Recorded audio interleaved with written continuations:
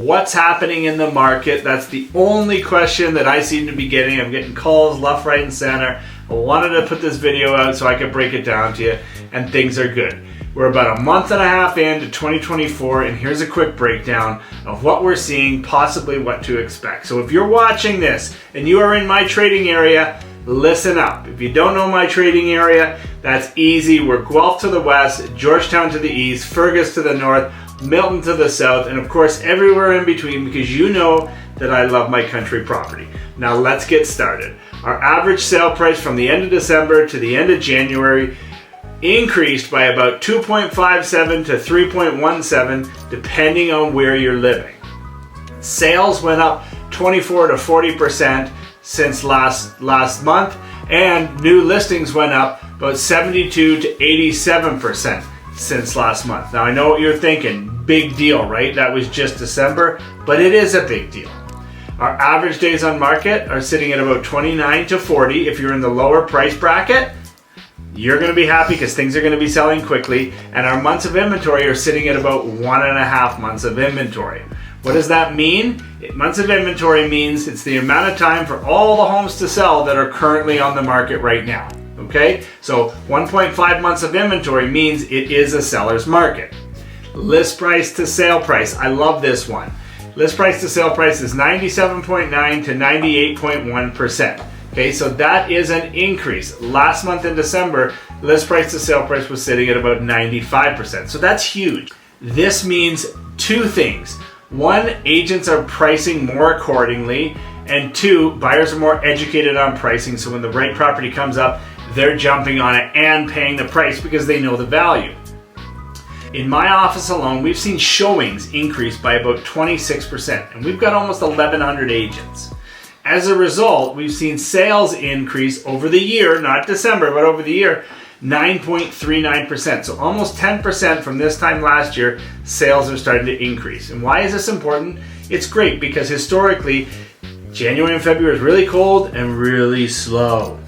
So what this tells me is people are starting to buy. There's more confidence coming back into the marketplace. It started with the rate hold in December. It's continuing with the rate hold in January. And of course, March 6th, when they meet and Bank of Canada meets again, we're going to have another rate hold. If the rates go down, that would be great. I don't think we're ready for that just yet. Now, when we look at the market over a whole, prices are still down. They're down by about 0.5% to 5.6% depending on where you are. But the beauty is that since December, things are starting to even out, confidence is coming back, and homes are selling a lot quicker. Buyers are starting to realize a simple thing, that these drastic rate changes and all these fluctuations are going to be stopping, and we're going to continue as business as usual.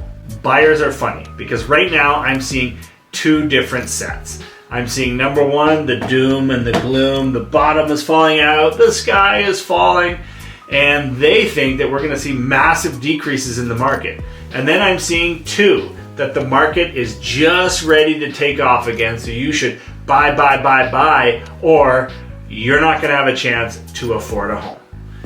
I'm here to tell you a more realistic approach to it, okay? I don't believe you need to rush into buying a home, okay? But I do know that the sales process doesn't just stop because interest rates are higher.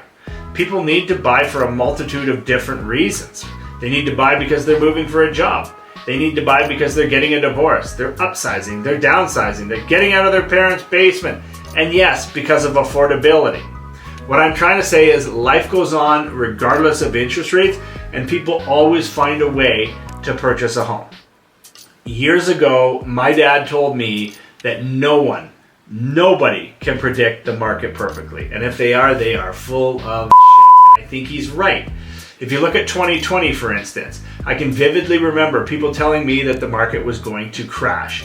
And ever since then, it went right through the roof. If you sold in 2020, you're probably thinking, damn, I should have sold in 2021. I know I did. And I know the people that sold in 2021 are thinking, I should have sold January or February of March 2022 because that was the height. I even had sellers convinced that springtime 2022 was the height. And of course, what happened then? Prices took a dump by about 20% over the whole year. So what I'm trying to say is there's never the perfect time, okay? We could go back to 2009, we could go back to 1990, okay? But the key is to buy a house and get in it whenever you can afford it. If you're a pure investor and you're looking for this and you're waiting for the golden goose, go ahead, it does happen, okay? But for most of you, buying a house, it's the best and the most important decision that you'll ever make, so do it, okay? Stop talking about interest rates. I never remember talking about interest rates throughout my whole career since 2009, okay? But that was because they haven't fluctuated. But right now, you know, you go and you get qualified for a house. You can afford it or you can't afford it. But the consensus is that real estate over time will appreciate because you always need a place to live, okay? And that's still the same today. So if you're thinking about buying, get your butt out there and start looking. If you need to sell, put your house on the market. If you're trading dollars, that's the best position you want to be in. And if you want to wait, you're going to risk the price points going up. Okay? So hopefully you found some value there, guys. I'm always around if you need to give me a call and talk about the markets. Of course, we service a few different areas, and there is minor fluctuations in those areas, but also in the neighborhoods. So getting some local insight to value is one of the best things you can do. Stop relying on national averages. All right, so there you have it. That's my rant, and I hope you guys have a wonderful rest of February.